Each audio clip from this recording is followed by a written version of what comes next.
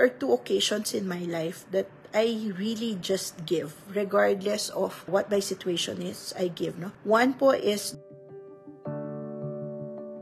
during po my birthday, because ang birthday po sa akin was never really happy when I was younger. So I made sure po that from that day on, every birthday of mine, I make a lot of people happy. And true to that, nung napasaya ko ang iba, diba? So nakahanap ako ng panibagong saya. Second po was Christmas, no?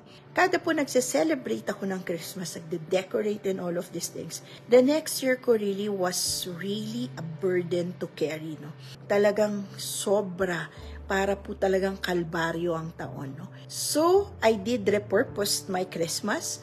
Whatever po amount that I actually will make for December, I made it pa calculation po kung magkano yung kinikita ko for the whole year. Yang December na yan, no centavo will go to my pocket, no? Lahat po ng aking pong pera, inaalat ko po yung kita ko ng December para po ipamigay, no? I give it as bonus, I give it as gifts, I give it po as tulong, yan po, no, for other people. And yun, na-change yung life ko, no? So, yan yung mga tips na ano po, pag-isipan nyo rin kung kaya nyong gawin, no? It doesn't have to be big, but you have to start somewhere.